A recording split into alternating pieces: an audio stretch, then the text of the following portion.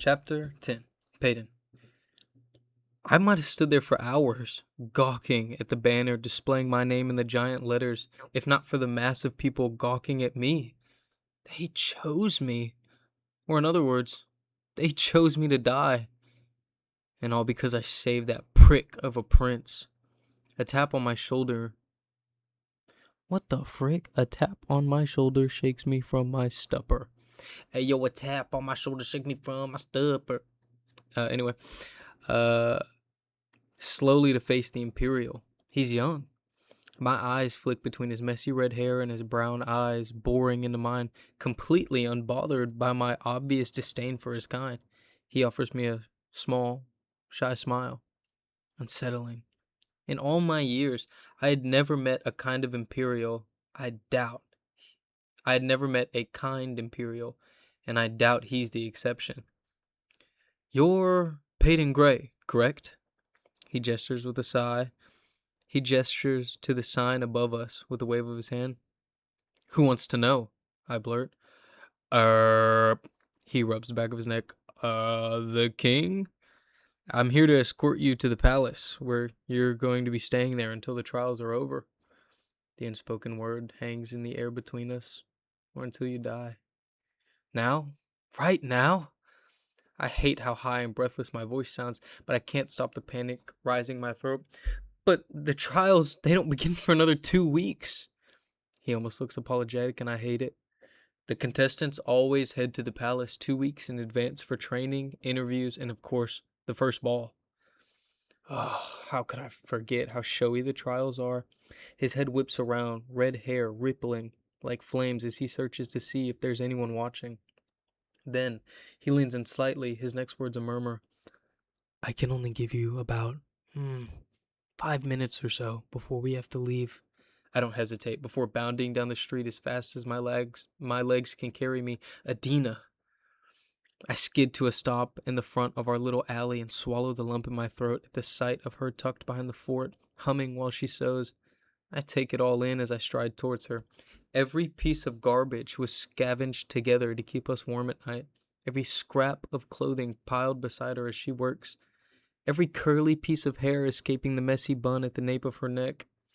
Her brown eyes furrowed over hazel eyes and her dark brows furrowed over hazel eyes in concentration. Will I ever see her again? I try to push the thought from my mind.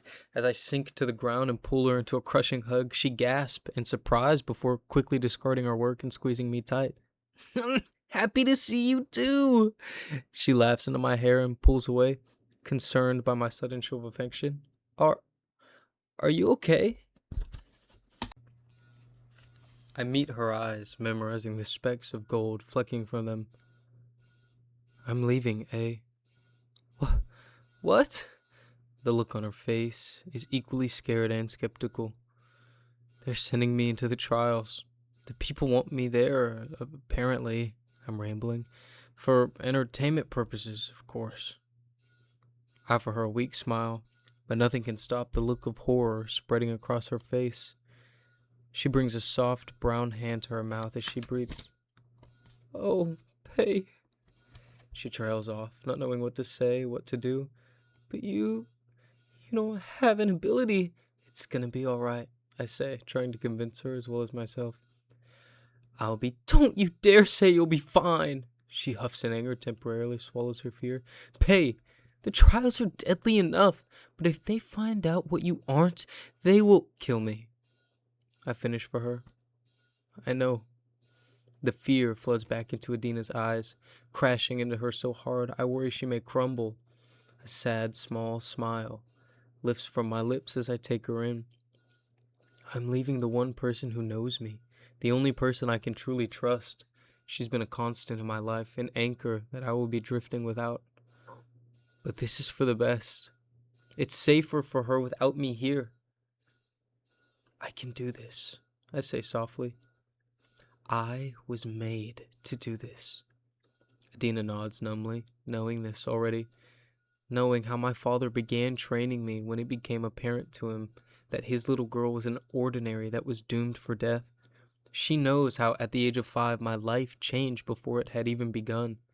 Father sat me on his lap, whispered that I was different, that I had to pretend to be something I wasn't if I wanted to grow up with him by my side. It was our little game, he said, a game of pretend, a game in which he had already chosen the perfect role for me to play for the rest of my life. What's a psychic, Daddy? That question is still so vivid in my mind, though it was over 13 years ago when I had asked. Father had simply chuckled softly, a seemingly simple sound that I wish that I could have memorized.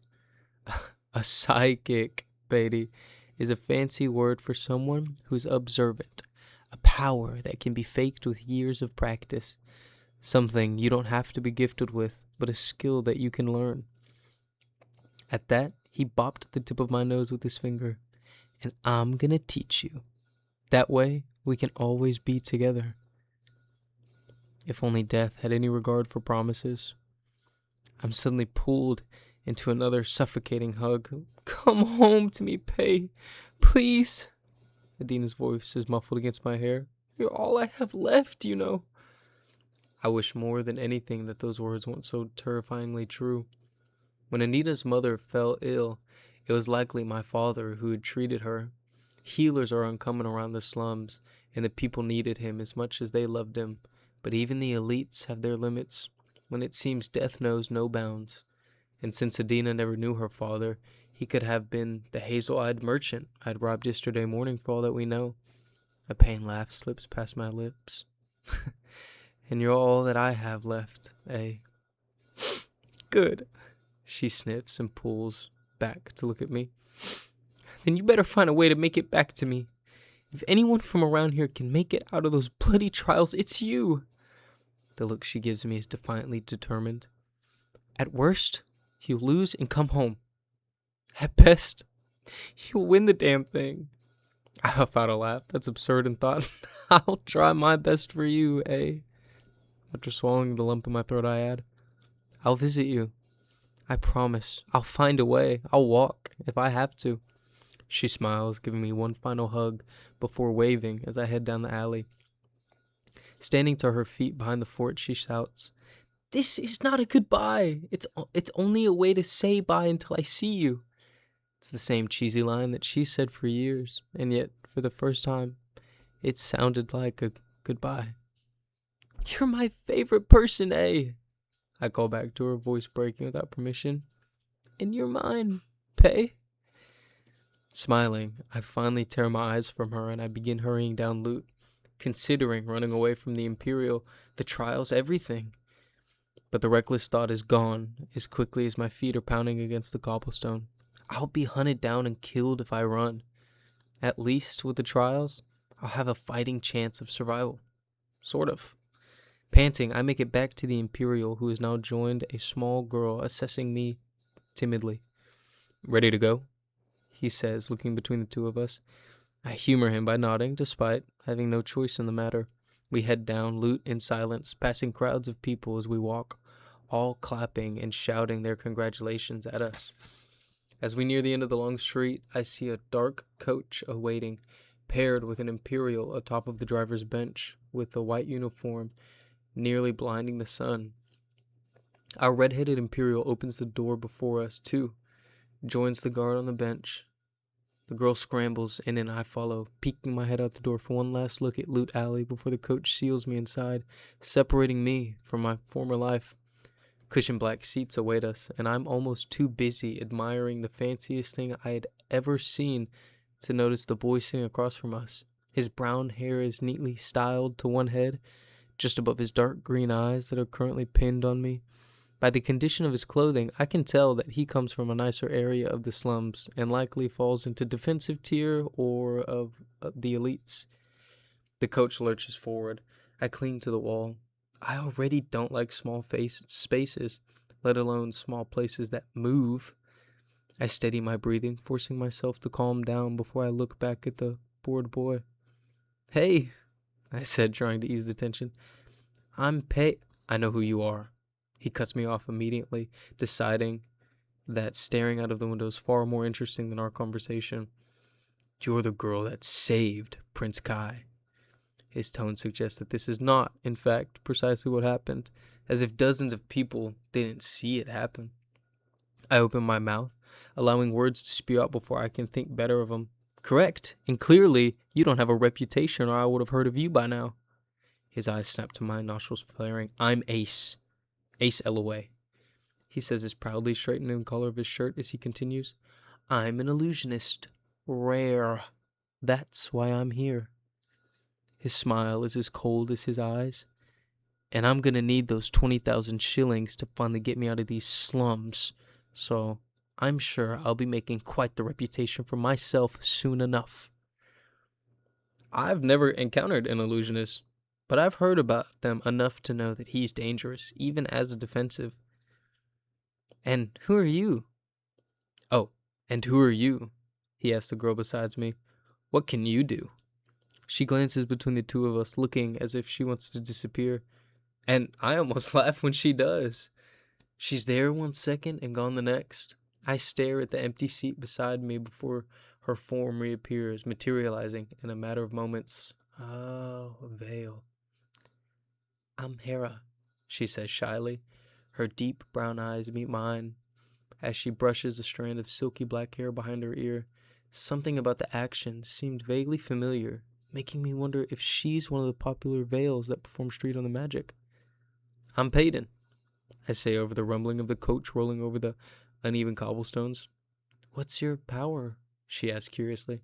Psychic, I shrug casually. I mostly make sense, strong emotions, they give me flashes of information. It's not much, but it's all I've got. Liar, you haven't got anything. Really? Her eyes got wide, probably shocked that someone with such a weak, mundane ability could make it into the trials, let alone defeat a silencer. It's an uncontrolled mental ability, the only reason that the silencer wasn't able to get into my head when I saved Prince Kai. I tossed a look at Ace. I guess that's why the people wanted me in these trials at all. Ace the ass snores. The only way you in the purging trials? The only way... Oh my gosh, here we go again. They only want you in the purging trials to watch you die, mundane. I stare at him, and after a long moment, a small smile tugs at my lips. Most definitely. But at least they will be watching me at all. What the buns? That line makes no sense. But at least they will be watching me at all. Am I tripping? Is that not crap? I mean, is that not whack? Chapter 11. Payton. Silence is the only sound for the remainder of the ride. Leaving the window beside me to buy my only source of entertainment. We passed dozens of street, crowded with smiling strangers, all wavering and gawking. Some cheer and run next to the coach as we pass, trying to get a glimpse of us before we roll away to our dooms. As we get closer to the palace, the houses grow larger and finer, and the streets are no longer riddled with homeless shuffling about. I spot the tips of daunting towers before the whole daunting palace comes into view before them. It's huge. Even with its gray stone and cold exterior, it's breathtaking.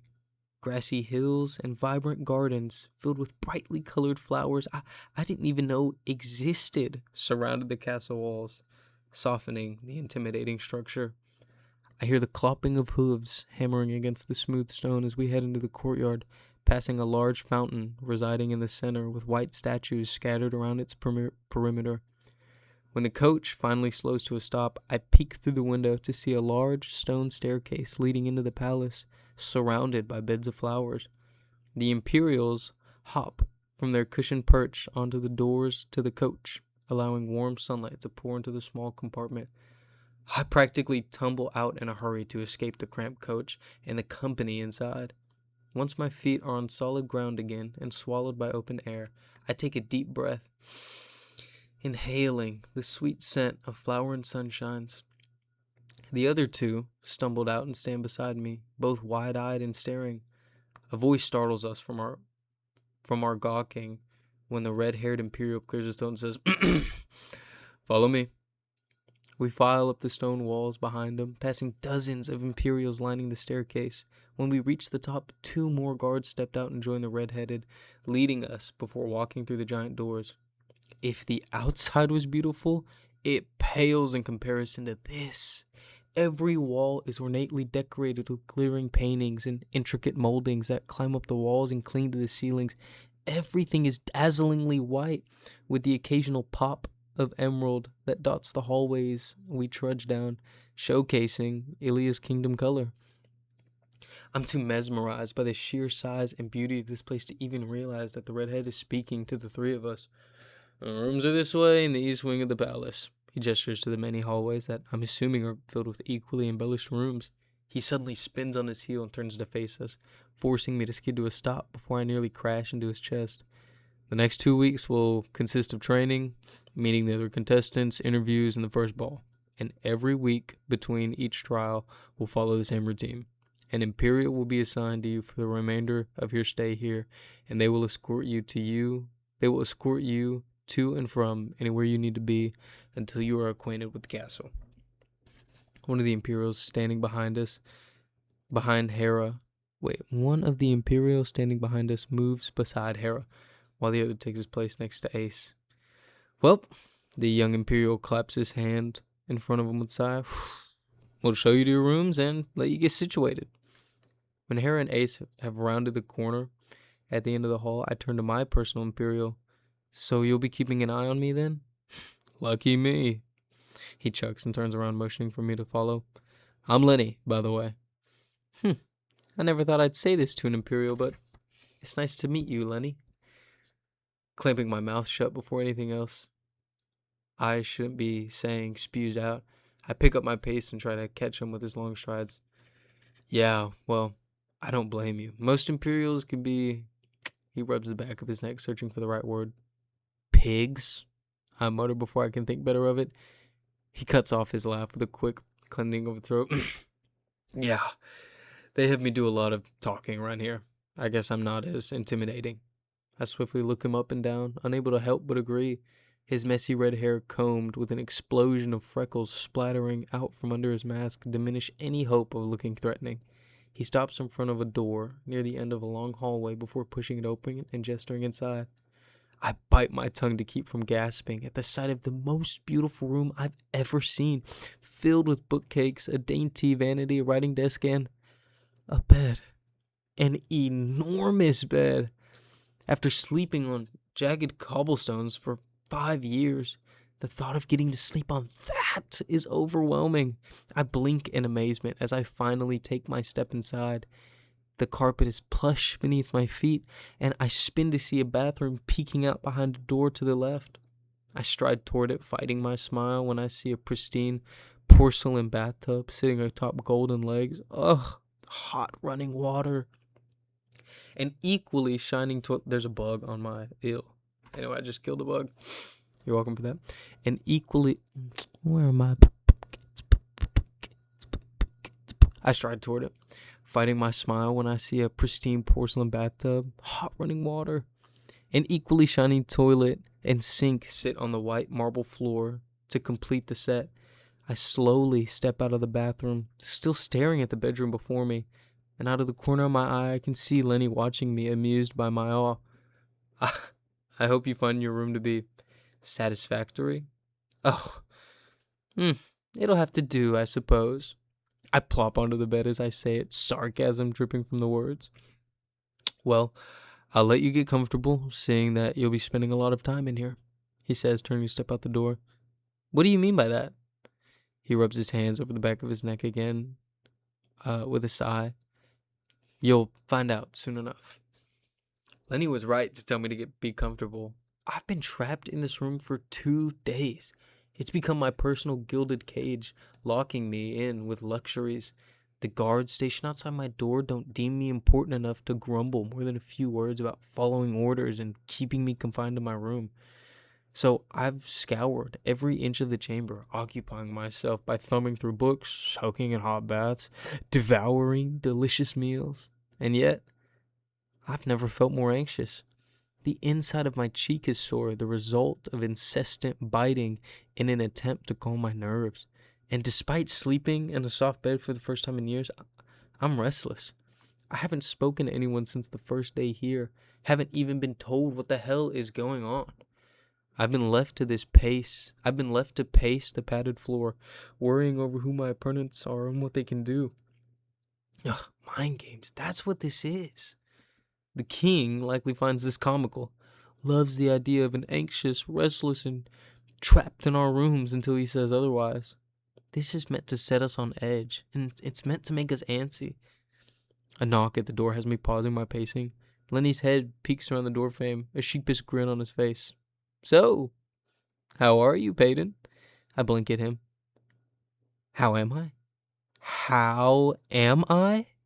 He creeps further into the room, his next word slow. Okay, so I'm getting the feeling that you're not great? My laugh is bitter. You could say that. It's been 2 days. Where the hell have you been? The king likes to keep his constituents completely isolated for the first couple of days, he says stiffly. But good news, you'll be having dinner tonight with the other contestants, along with the king and the queen. I swallow. After 48 restless hours, I'm suddenly going to meet the contestants that have plagued my thoughts and the king who's plagued my nightmares. I'll be back shortly to escort you to dinner, Lenny says, turning towards the door. And if you need anything, just holler. I won't be far. Oh, he glances at me over his shoulder. And you might want to change before dinner. When he's gone, I slip into the bathroom and fiddle with the various knobs on the tub until it's hot. Steaming water begins pouring out, and within minutes, I'm stripped and soaking in the now foamy water, thanks to the unnecessary amount of soaps and salts I've dumped in it.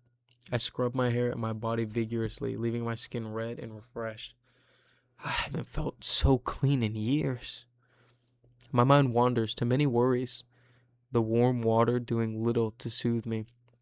The trials consume my thoughts, reminding me of power that I lack and the little protection I possess. Not to mention that if the trials don't kill me, being discovered as an ordinary most definitely will. I soak in the bubbly water until it grows cold, like the baths I'm so used to. When I finally muster the strength to force myself out of the tub, I'm shivering as I slip on a green silk robe. I make my way back into the room, opening the white doors of the giant wardrobe across from my bed to stare at the dozens of colored patterns, all neatly stacked on a rack. Attire for every type of occasion is casually hanging there, all at my disposal. Ugh, Atina would die if she saw this. I stare blankly at the clothes, then down to my ratty ones, lying forgotten on the floor. I haven't the slightest idea of what is appropriate to wear for this dinner, and I'd rather not make a fool out of myself before the trials even begin. Remembering that Lenny said to holler if anything needed, I intended to do just that. I'm sure the Imperial had witnessed several of these meals and would have some idea of what the expected attire is.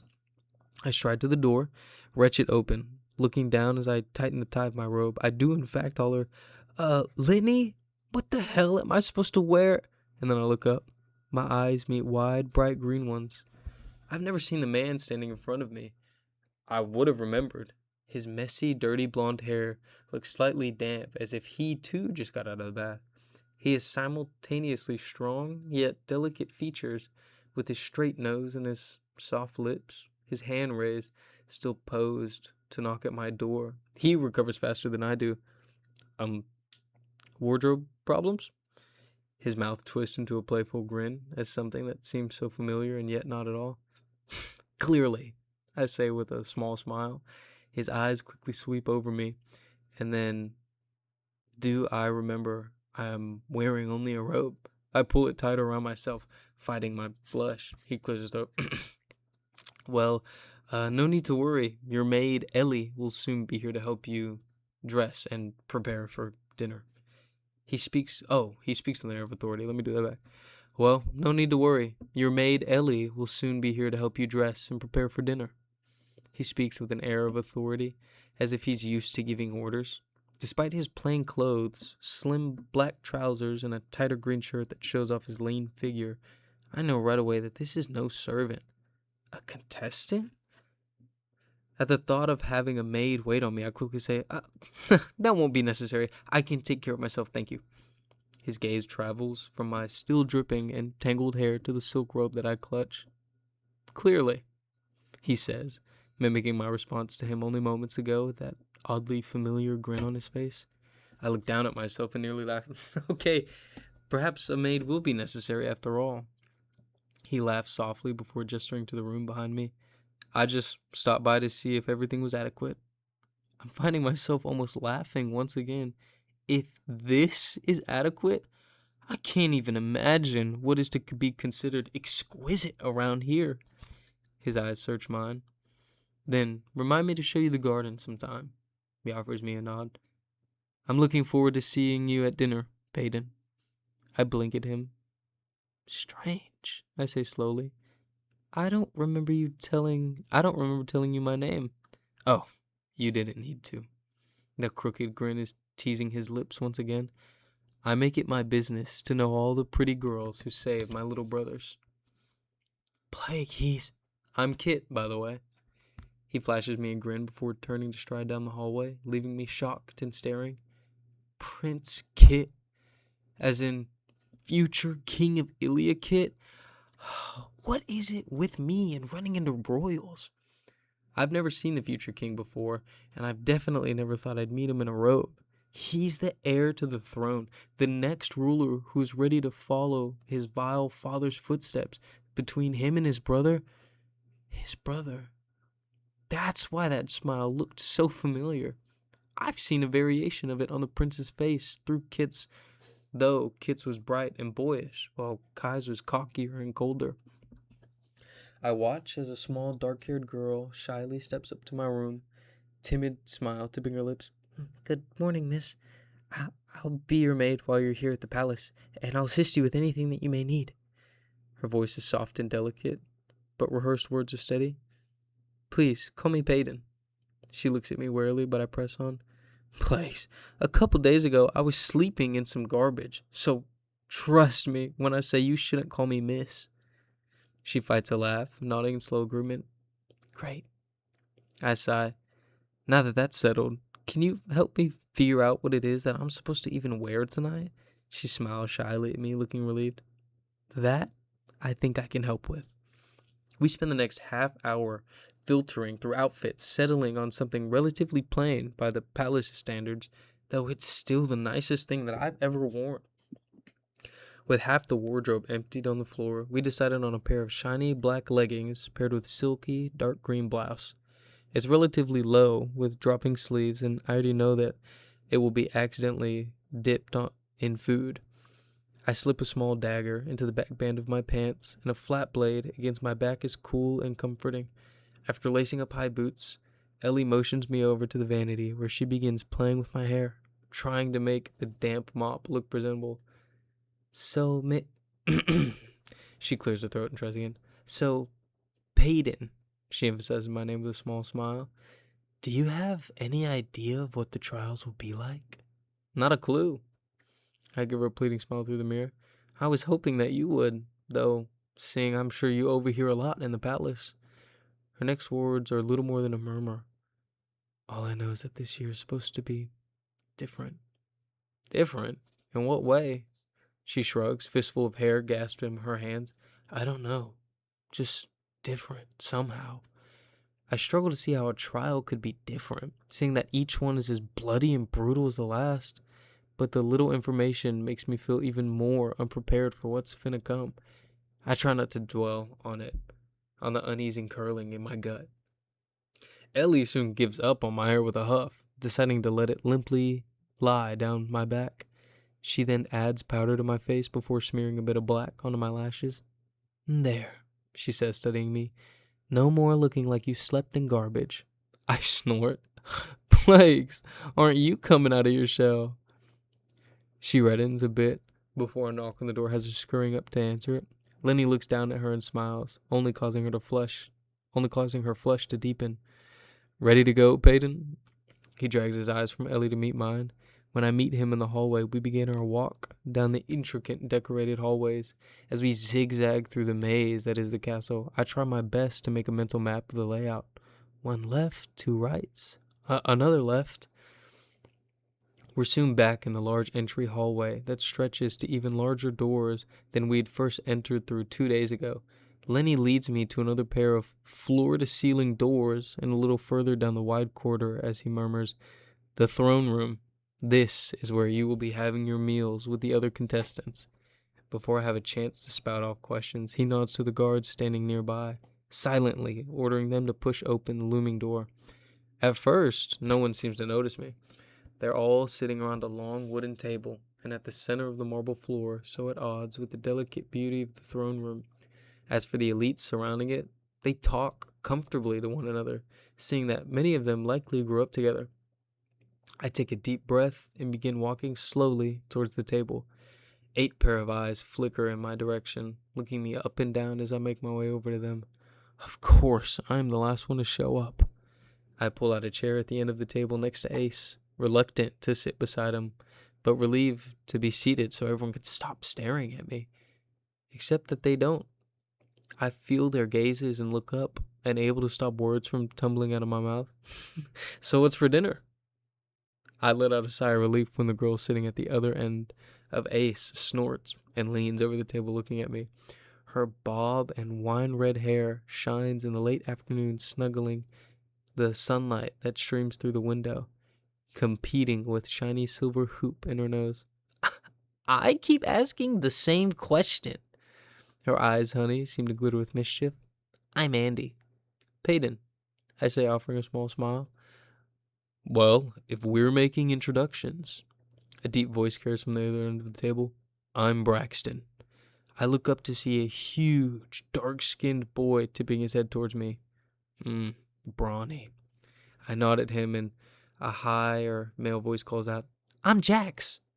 I look down the table at him, taking in a shy smile. Names are now being shouted all across the table, and other than Hera and Ace, who came from the slums, it's obvious that everyone else was well acquainted. "I'm Sadie." I turn towards the voice to see, with warm skin studying me. Her stare is assessing and curious. The girl beside her tips her chin up and clears her throat, drawing away her attention. "Blair, pleased to meet you, Peyton." She spits out the words like they leave. "Oh, Blair, pleased to meet you, Peyton." She spits out the words like they leave vile taste in her mouth, all while looking down at me like I'm something sticky on the bottom of her boot. I get the immediate impression that this girl wants nothing to do with mundanes, let alone anyone who calls the slums their homes. Her lilac hair spills over her shoulders, contrasting against the brown eyes glaring at me. She's stunning, and yet starringly cold. "The pleasure's all mine, Blair," I say coolly, the hungry look in her eyes making me feel as if I'm going to be her next meal. And then a deep and annoyingly amused voice comes from the other end of the table, directly across from me. "And I'm Kai. But you already knew that."